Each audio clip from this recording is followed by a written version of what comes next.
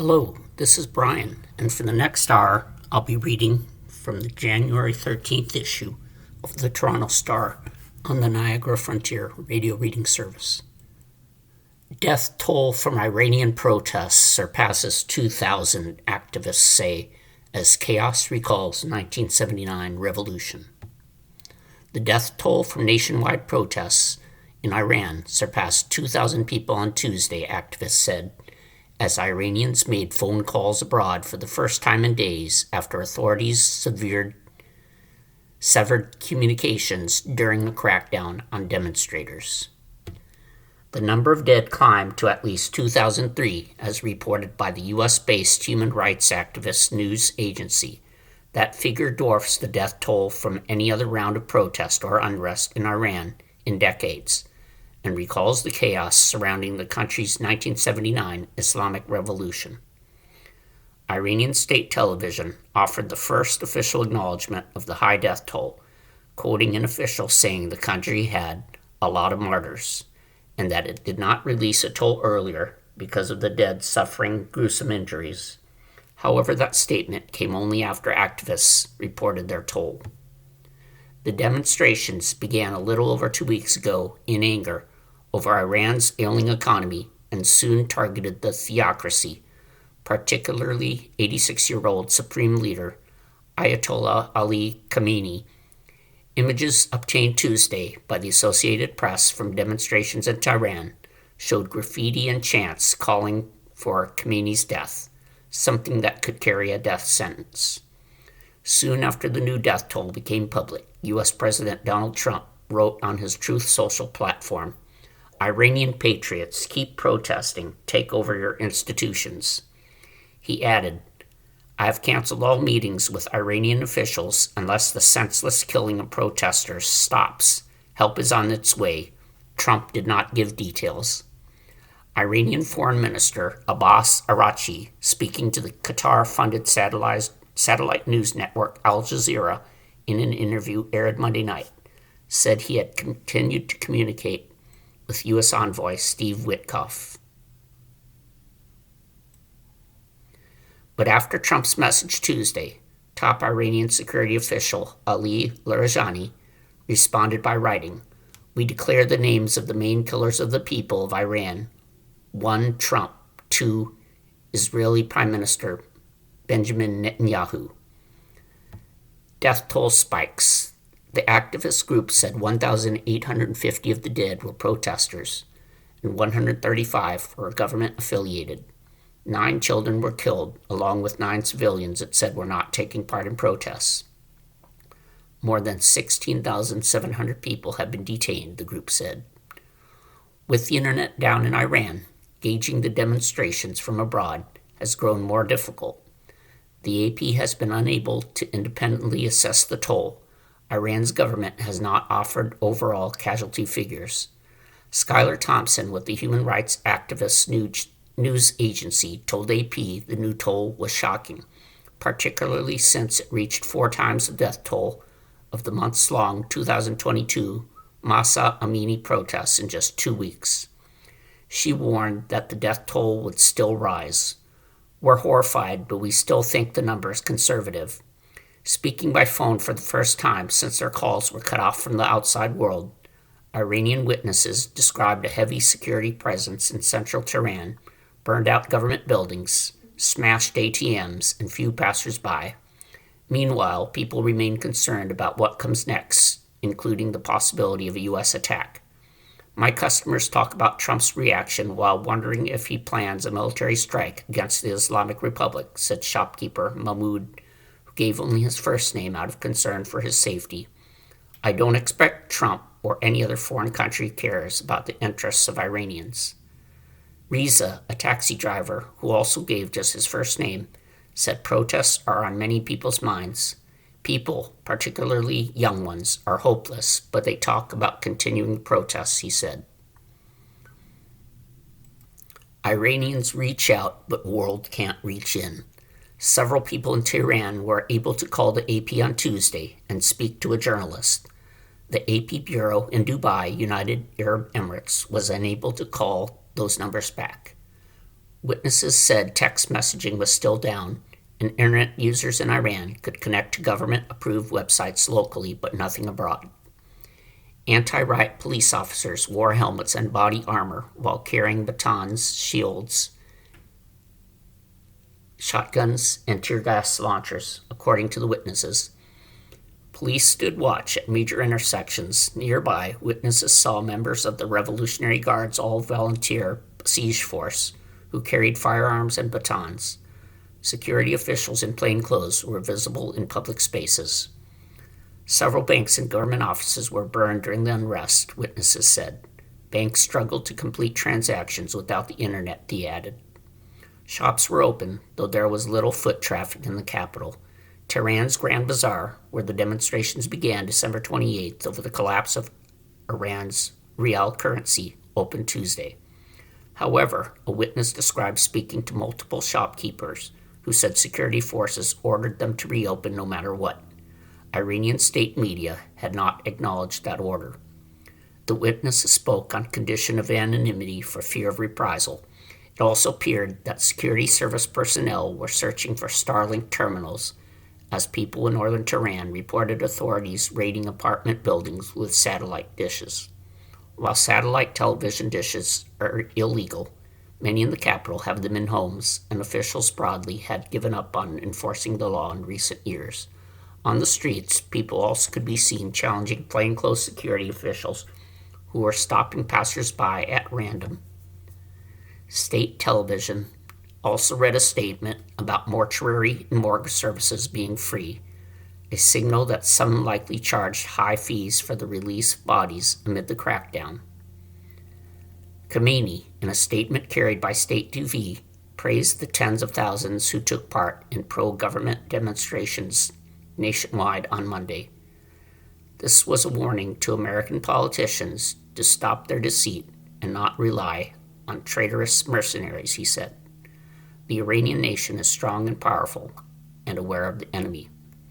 State TV on Monday aired chants from the crowd, which appeared to number in the tens of thousands, of "Death to America" and "Death to Israel." Others cried out, "Death to the enemies of God." Iran's Attorney General has warned that anyone taking part in protests will be considered an enemy of God, a death penalty charge. Trump cancels meeting with Iranian officials and tells protesters help is on its way. President Donald Trump said on Tuesday that he's cutting off the prospect of talks with Iranian officials amid a protest crackdown, telling Iranian citizens help is on its way.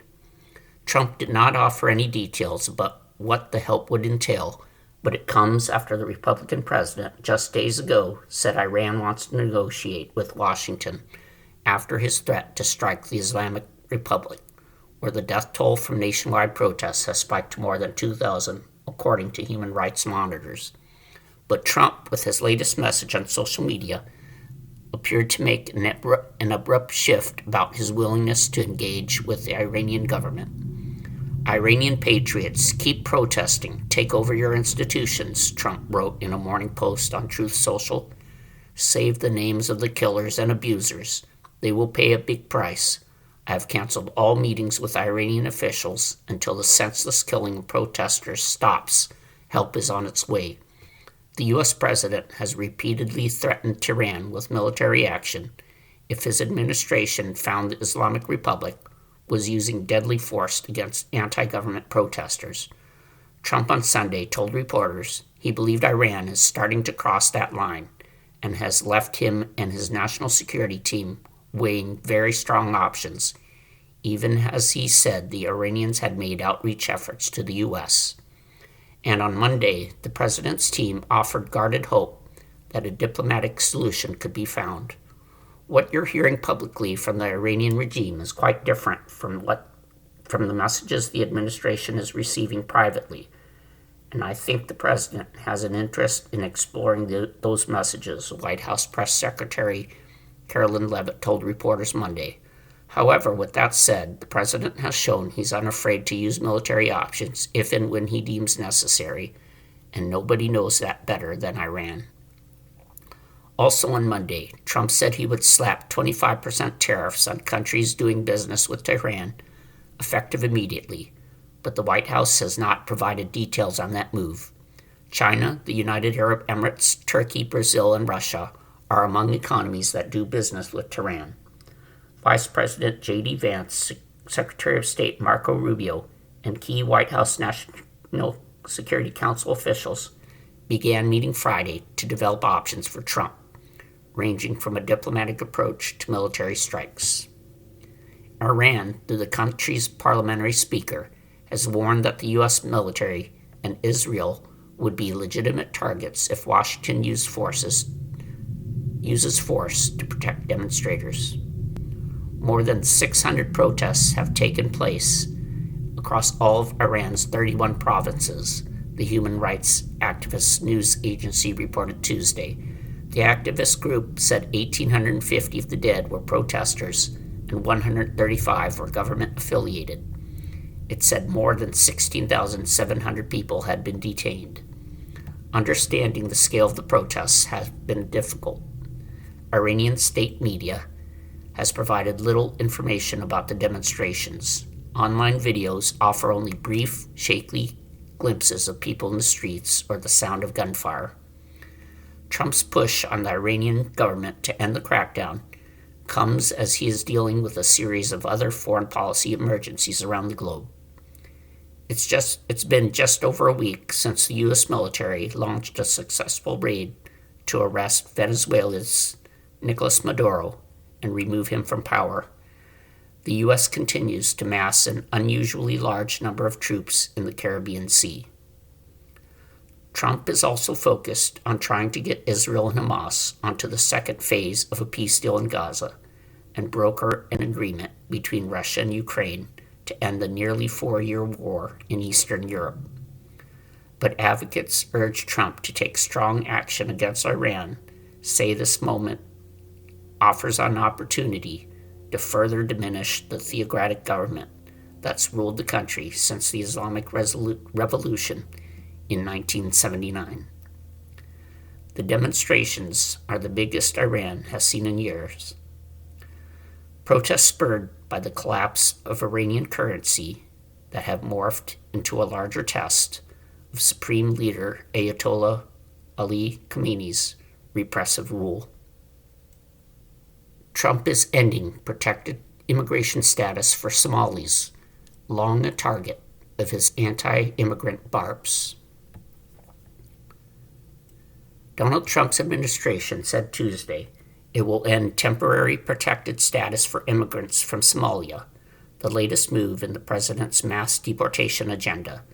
The move affects hundreds of people who are a small subset of immigrants with TPS protections in the United States. It comes during Trump's immigration crackdown in Minneapolis, where many native Somalis live and where street protests have intensified since a U.S. Immigration and Customs Enforcement agent killed a U.S. citizen who was demonstrating against federal presence in the city. The Department of Homeland Security said in a statement that affected Somalis must leave the U.S. by March 17th, when existing protections, last extended by former President Joe Biden, will expire. Temporary means temporary, said Homeland Security Secretary Kristi Noem, adding that the decision puts Americans first. The Congressional Research Service last spring said the Somali TPS population was 705 out of nearly 1.3 million TPS immigrants. But Trump has rolled back protections across multiple countries in his second presidency. Congress established the Temporary Protected Status Program in 1990 to help foreign nationals attempting to leave unstable, threatening conditions in their home countries. It allows the executive branch to designate a country so that its citizens are eligible to enter the U.S. and receive status. Somalia first received the designation under President George H.W. Bush amid a civil war in 1991. The status has been extended for decades, most recently by Biden in July 2024. Noem insisted circumstances in Somalia have improved to the point that it no longer meets the law's requirement for temporary protected status. Located in the Horn of Africa, Somalia is one of the world's poorest nations and has for decades been beset by chronic strife exacerbated by multiple natural disasters, including severe droughts. The 2025 congressional report stated that Somalis had received more than 24 extensions because of perpetual insecurity and ongoing armed conflict that present serious threats to the safety of returnees. Trump has targeted Somali immigrants with racist rhetoric and accused those in Minneapolis of massively defrauding federal programs. In December, Trump said he did not want Somalis in the U.S., saying they come from hell and contribute nothing. He made no distinction between citizens and non-citizens or offered any opinion on immigration status. He has had especially harsh words for Representative Ilhan Omar, a Minnesota Democrat who emigrated from Somalia as a child. Trump has repeatedly suggested she should be deported, despite her being a U.S. citizen, and in his rant last fall, he called her garbage. Omar, who has been an outspoken critic of the ICE deployment in Minneapolis, has called Trump's obsession with her and Somali Americans creepy and unhealthy. You are listening to a reading of articles and features from the Toronto Star on the Niagara Frontier Radio Reading Service. After Venezuela, Iran's crown prince sees Donald Trump as his way back to power. Think of it as the crown prince's gambit, one in which victory is far from guaranteed. With Iran's Islamic regime facing widespread protests, Reza Pahlavi, the son of the country's deposed Shah, or king, has positioned himself as a unity figure willing and able to lead the country toward a democratic future. From exile in the United States, Pahlavi has been sending out instructions to demonstrators inside Iran, encouraging them that, though communications to the outside world have been cut and repression mounts, freedom from the regime is near. The blood shed by Iran's immortal sons and daughters guides our path to victory, he wrote in one recent message.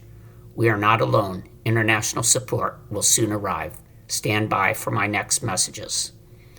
It's a scenario common to conflicts and uprisings all over the world and throughout history, with exiled opposition leaders waiting years or decades, charting a path to power from far-off lands.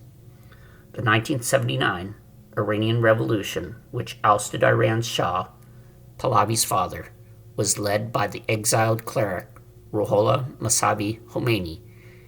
In an era before instant online communications, he spread his revolutionary message via speeches and religious sermons recorded on cassette tapes and smuggled into the country.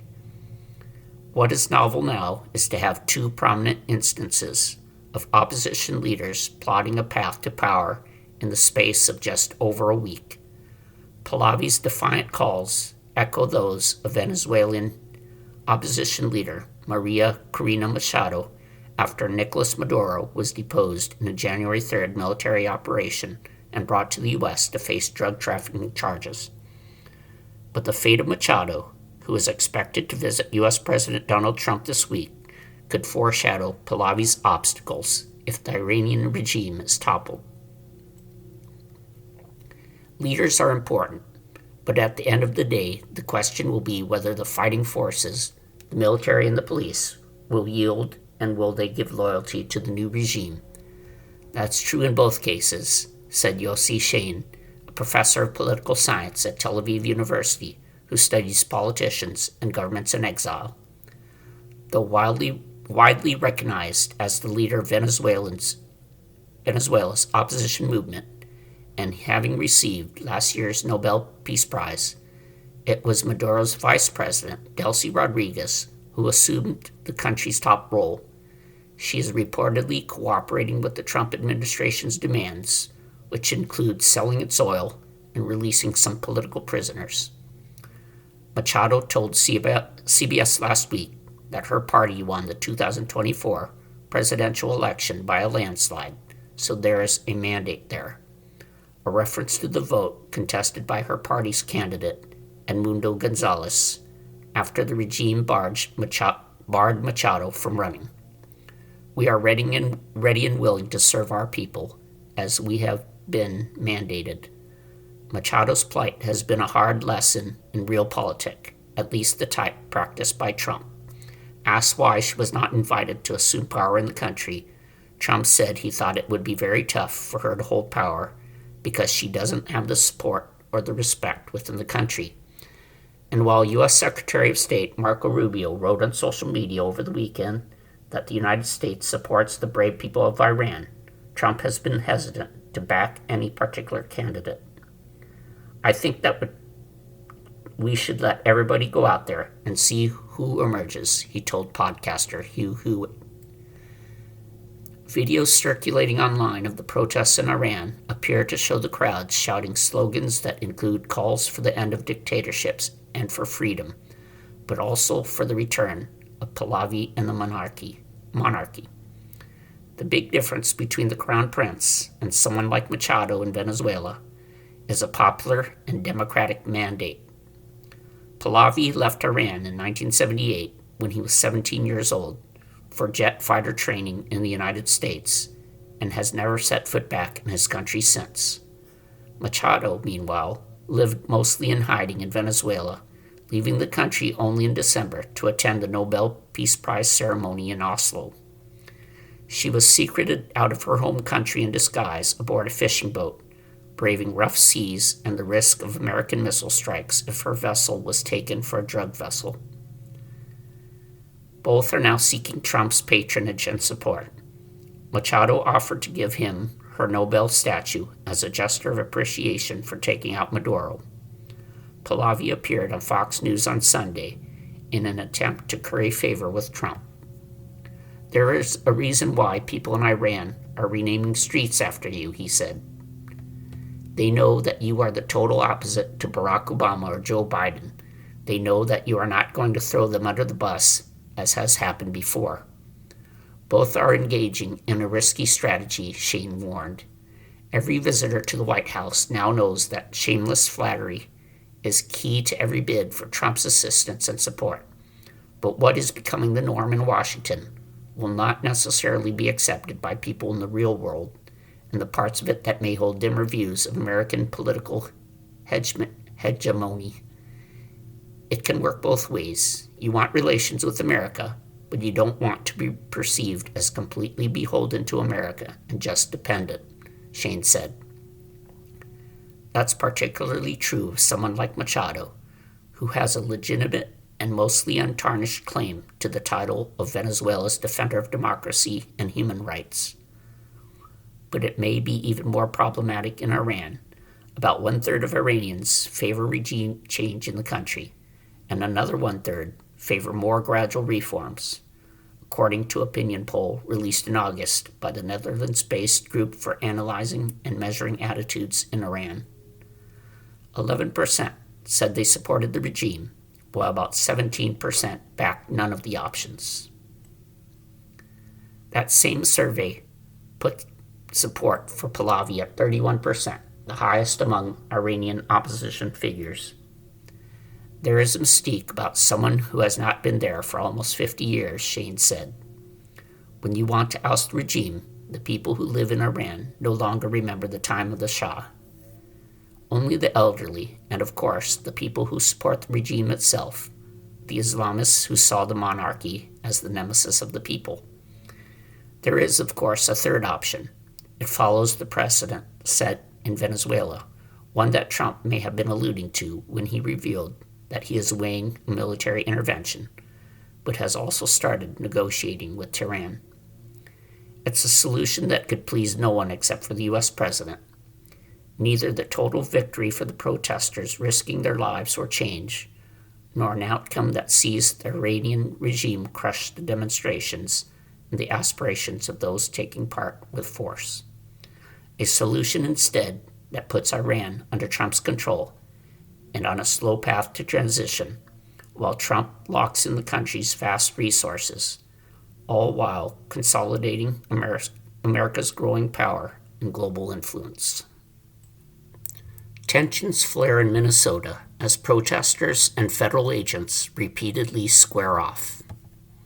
Federal officers dropped tear gas and sprayed eye irritant at activists Tuesday during another day of confrontations in Minneapolis, while students miles away walked out of a suburban school to protest the Trump administration's bold immigration sweeps. The government's immigration crackdown is headed to a federal court, where Minnesota and 2 mayors are asking a judge to immediately suspend the operation. No hearing has been set on the request. Gas clouds filled a Minneapolis street near where Renee Good was fatally shot in the head by an immigration agent last week. A man scrubbed his eyes with snow and screamed for help as agents in an unmarked Jeep sprayed an orange irritant and drove away. It's common for people to boo, taunt, and blow orange whistles when they spot heavily armed agents passing through in unmarked vehicles or walking the streets. Who doesn't have a whistle? A man with a bag of them yelled. Brita Anderson, who lives nearby and came to support neighborhood friends, said she was incensed to see agents in tactical gear and gas masks and wondered about their purpose. It felt like the only reason they'd come here is to harass people, Anderson said. In Brooklyn Park, Minnesota, students protesting the immigration enforcement operation walked out of school as students elsewhere have done this week, with the Department of Homeland Security pledging to send more than 2,000 immigration officers into Minnesota. The state, joined by Minneapolis and St. Paul, sued President Donald Trump's administration Monday to halt or limit the surge.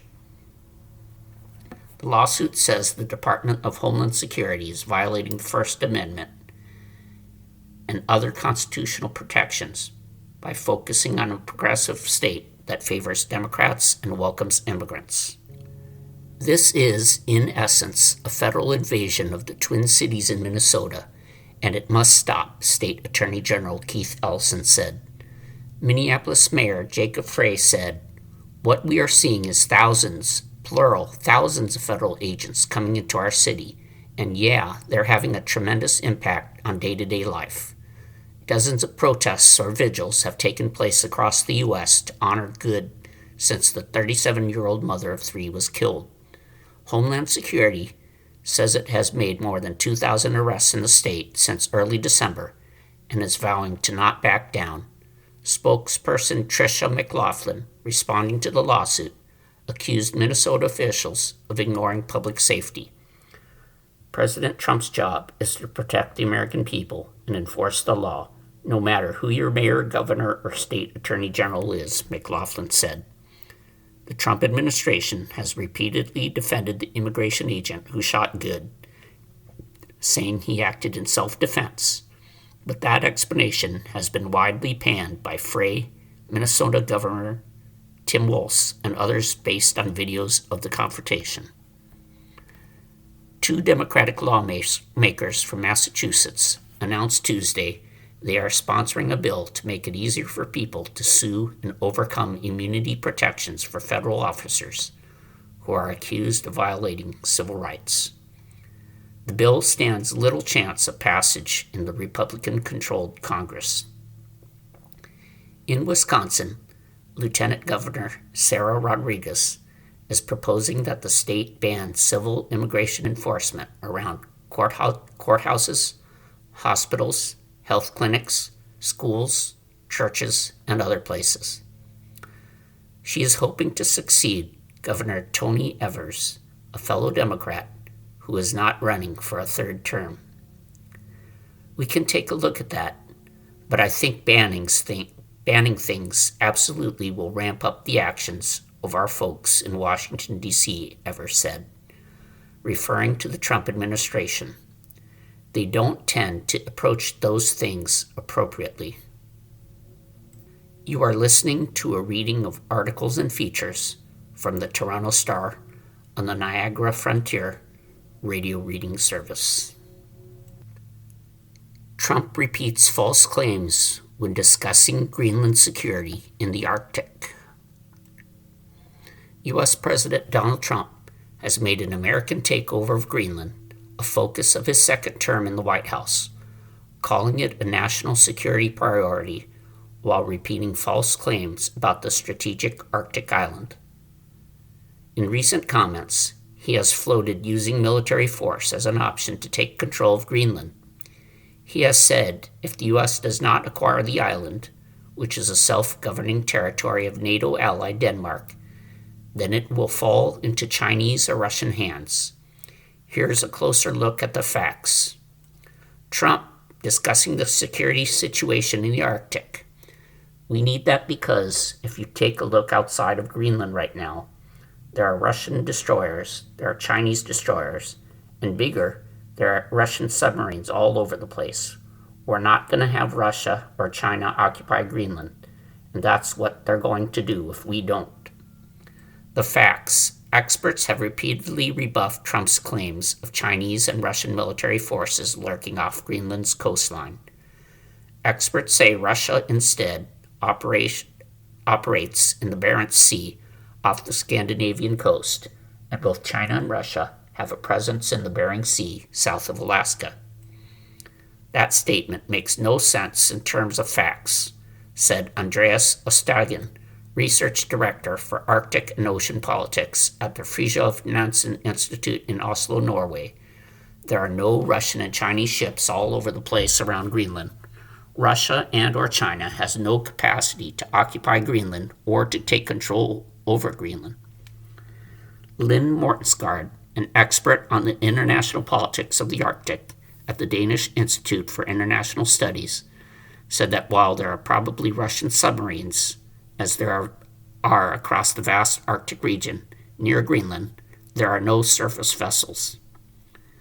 China has research vessels in the central Arctic Ocean, and while the Chinese and Russian militaries have done joint exercises in the Arctic, they have taken place closer to Alaska, she said. Asked about Trump's claim that there are multiple Chinese and Russian ships and submarines around the island, Greenland Business Minister Nasha Nathanielsen responded Tuesday, not that we are aware of. While Russia and China have an interest in the Arctic, we don't detect an actual threat, she said. America is still recognized as quite a big superpower, Nathanielsen added, and I don't see any appetite from Russia or China to destabilize this. Trump discussing Denmark's defenses in Greenland. You know what their defense is? 2 dog sleds. The facts. The Sirius Dog Sled Patrol, an elite Danish naval unit that conducts long-range reconnaissance and enforces Danish sovereignty in the Arctic wilderness, is stationed in Greenland. It's a key part of the Danish military infrastructure in the inhospitable Arctic terrain, experts say. Remember, transportation of the area is either by sea or by air. There are no highways, said Stephen Lamy, an international relations professor and Arctic security expert at the University of Southern California. You can't basically get in a car or a Bradley vehicle or tank or anything and go up there, so they have dog sleds. In addition to these special elite forces, Denmark has several surface patrol ships and surveillance aircraft, and the kingdom is moving to further strengthen its military presence around Greenland and in the wider North Atlantic.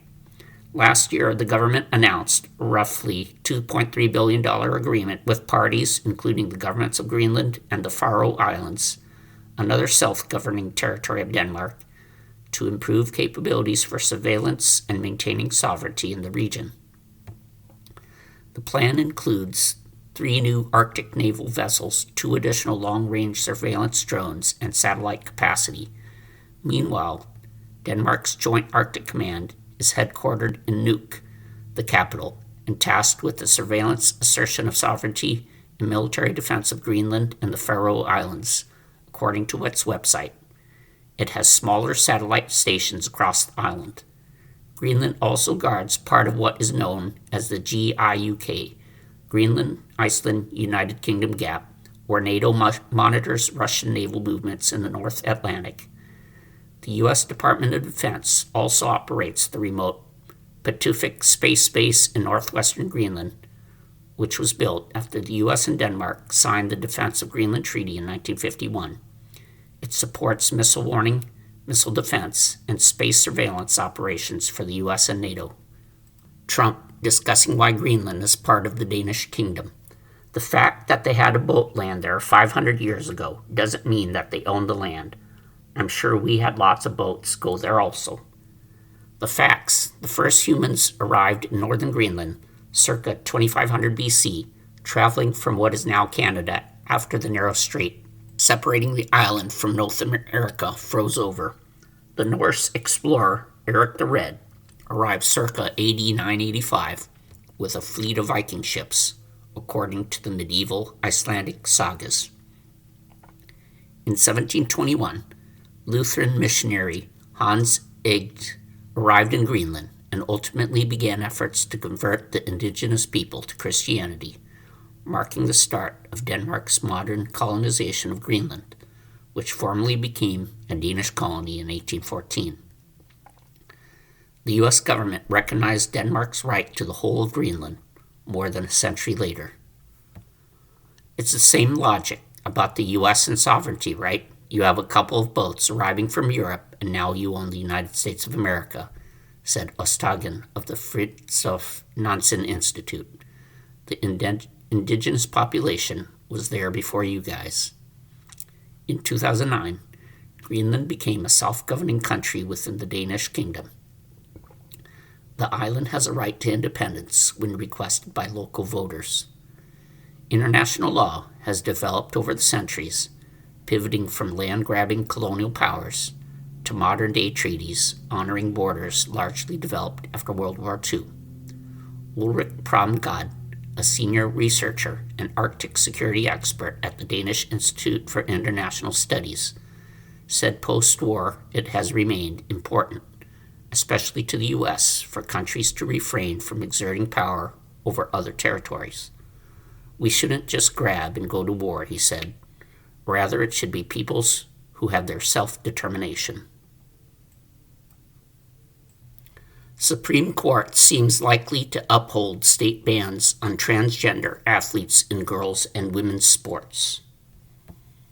The Supreme Court on Tuesday seemed likely to uphold state laws barring transgender girls and women from playing on school athletic teams. Lower courts ruled for the transgender athletes in Idaho and West Virginia who challenged the state bans, but the conservative-dominated Supreme Court gave no indication after more than 3 hours of arguments that it would follow suit. Instead, at least 5 of the 6 conservatives on the 9-member court indicated they would rule that the laws don't violate either the Constitution or the landmark Title IX law, which prohibits discrimination in education and has produced dramatic growth in girls' and women's sports. In just the past year, justices ruled in favor state bans on gender-affirming care for transgender use and allowed multiple restrictions on transgender people to be enforced. The legal fight is playing out amid a broad effort by President Donald Trump to target transgender Americans beginning on the first day of his second term, and including the ouster of transgender people from the military and declaring that gender is immutable and determined at birth. Justice Brett Kavanaugh, who coached his daughters in girls' basketball, seemed concerned about a ruling that might undo the effects of the Title IX federal law. Kavanaugh called Title IX an amazing and inspiring success. Some girls and women might lose a medal in a competition with transgender athletes, which Kavanaugh called a harm we can't sweep aside. The 3 liberal justices seemed focused on trying to marshal a court majority in support of a narrow ruling that would allow the individual transgender athletes involved in the cases to be allowed to compete. The culture war cases come from Idaho and West Virginia, among the first of the more than 24 Republican-led states that have banned transgender athletes from girls' and women's teams. The justices are evaluating claims of sex discrimination lodged by transgender people versus the need for fair competition for women and girls, the main argument made by the states. The transgender athletes' cases. In the first case, Lindsay Heckox, 25, sued over Idaho's first-in-the-nation ban for the chance to try out for the women's track and cross-country teams at Boise State University in Idaho. She didn't make either squad because she was too slow, her lawyer Kathleen Hartnett told the court Tuesday, but she competed in club-level soccer and running. Becky Pepper Jackson, a 15-year-old high school sophomore, has been taking puberty-blocking medication, publicly identified as a girl since age 8, and has been issued a West Virginia birth certificate recognizing her as female. She is the only transgender person who has sought to compete in girls' sports in West Virginia. Pepper Jackson has progressed from a back-of-the-pack cross-country runner in middle school to a statewide third-place finish in the discus in just her first year of high school. Prominent women in sports have weighed in on both sides. Tennis champion Martina Navratilova, swimmer Summer Sanders, and Donna De Verona, and beach volleyball player Carrie Walsh Jennings are supporting the state bans.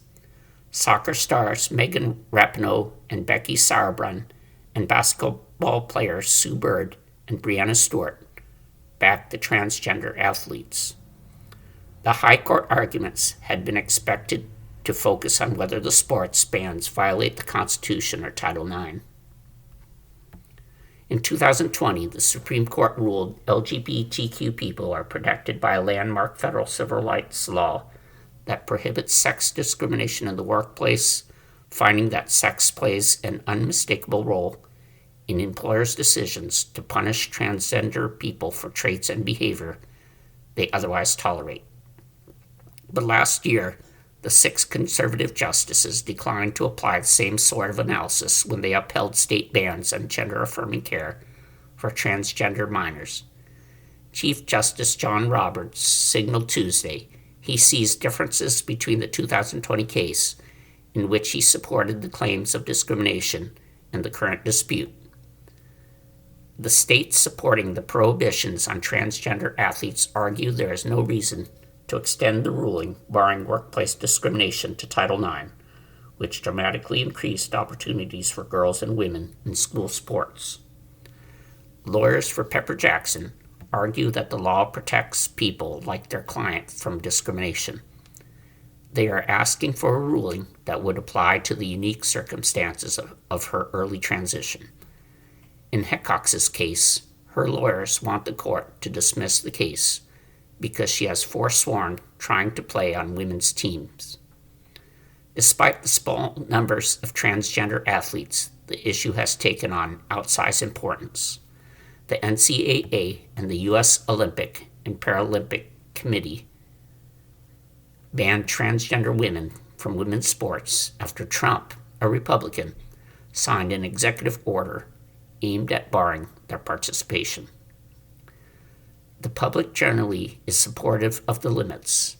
An Associated Press, NORC Center for Public Affairs Research poll conducted in October 2025 found that about 6 in 10 U.S. adults strongly or somewhat favored requiring transgender children and teenagers to only compete on sports teams that matched the sex they were assigned at birth, not the gender they identify with, while about 2 in 10 were strongly or somewhat opposed, and about 1/4 did not have an opinion. About 2.1 million adults, or 0.8%, and 724,000 people aged 13 to 17, or 3.3%, identify as transgender in the U.S., according to the Williams Institute at the UCLA School of Law. A decision is expected by early summer.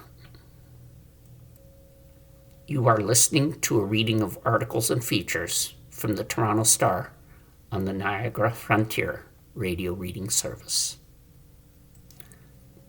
China urges Canada to break from U.S. influence as PM Carney visits Beijing.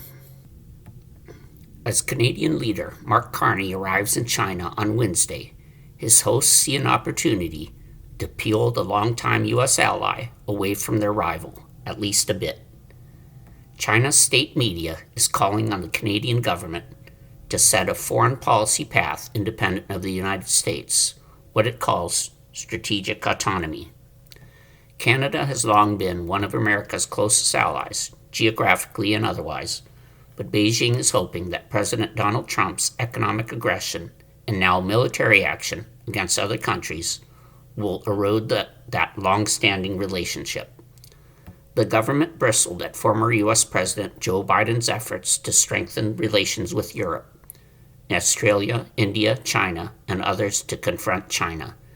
Now it seems an opportunity to try to loosen those ties, though it remains cautious about how far that will go.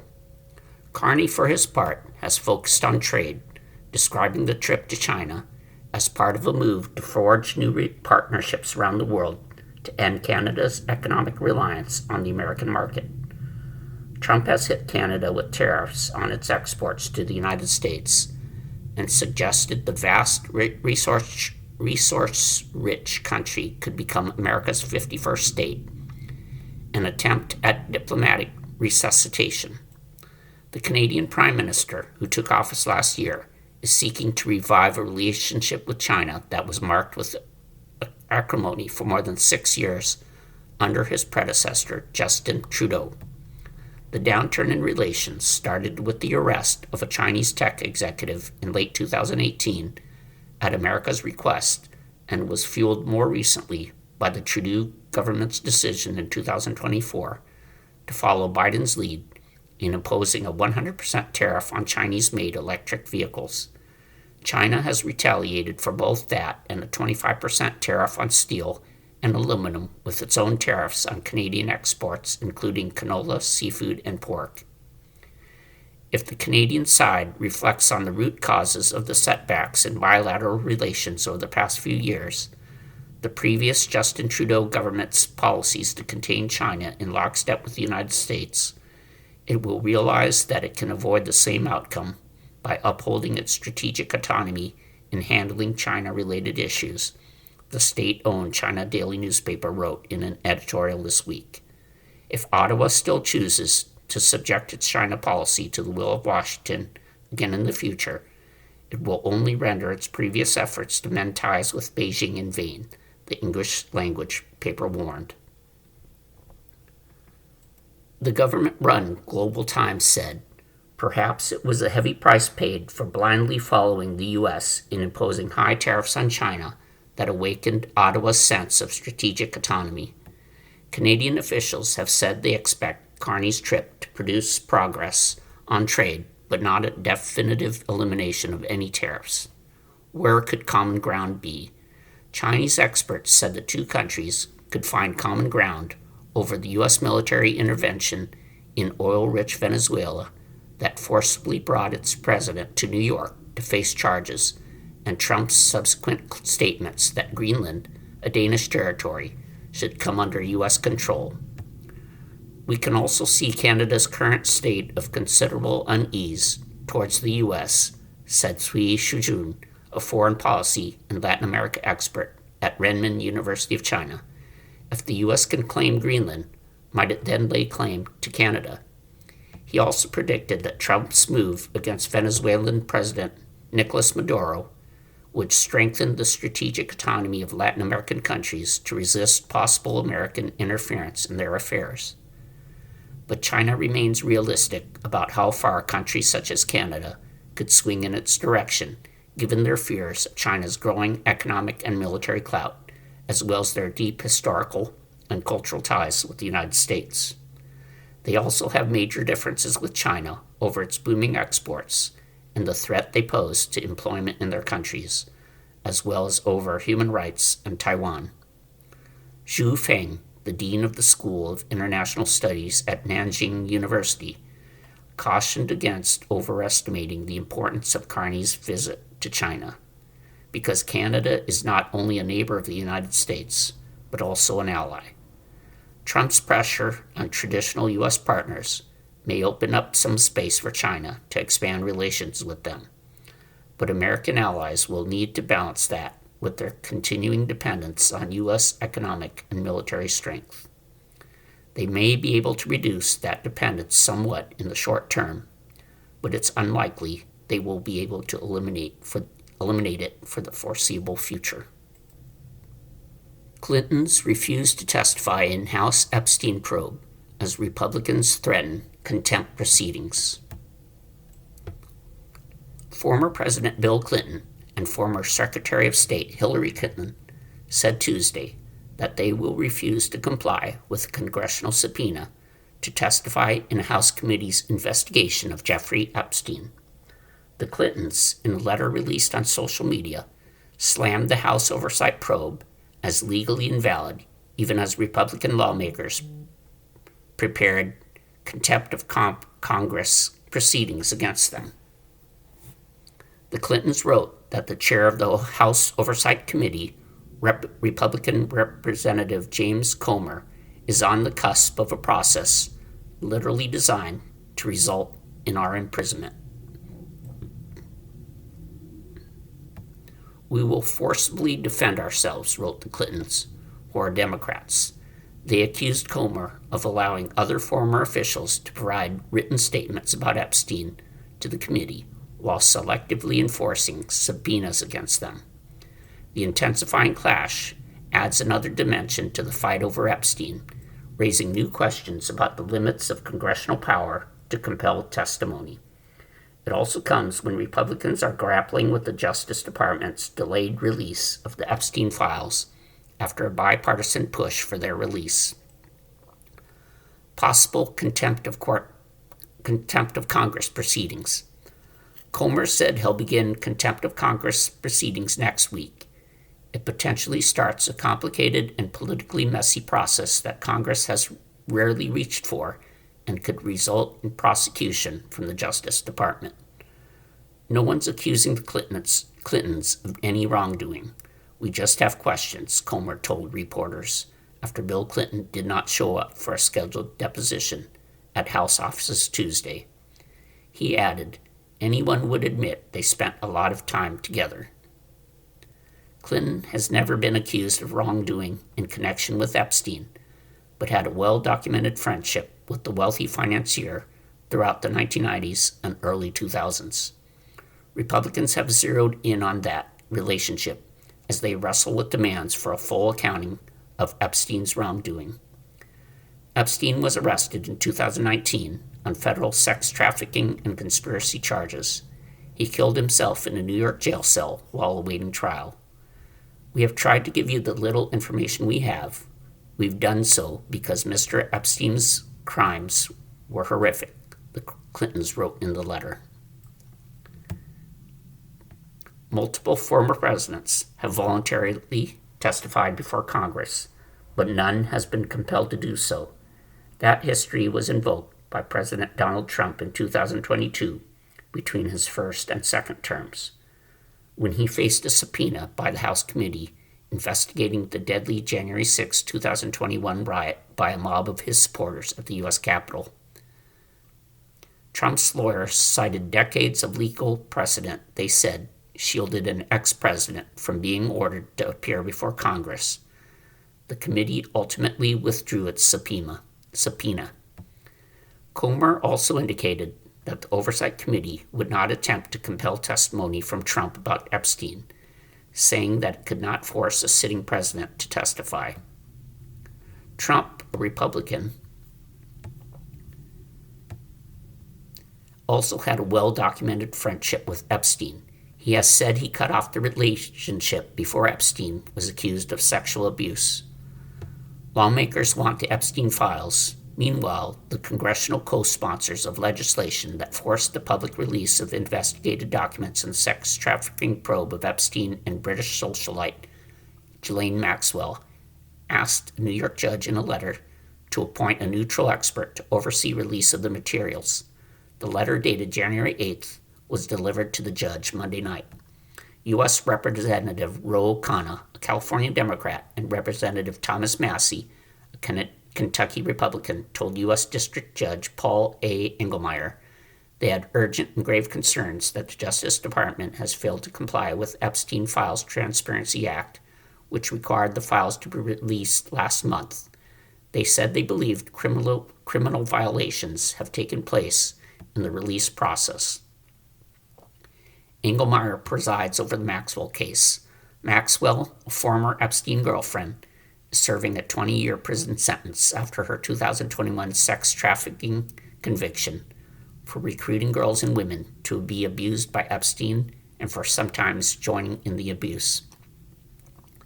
Last month, Maxwell sought to set aside her conviction, saying new evidence had emerged, proving constitutional violations spoiled her trial.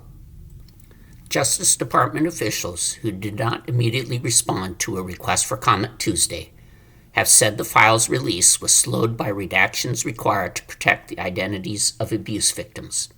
In their letter, Kanan Massey wrote that the Department of Justice's release of 12,000 documents out of more than 2 million documents being reviewed was a flagrant violation of the law's release requirements and had caused serious trauma to survivors. Put simply, the DOJ cannot be trusted with making mandatory disclosures under the Act, the congressman said as they asked for the appointment of an independent monitor to ensure all documents and electronically stored information are immediately made public.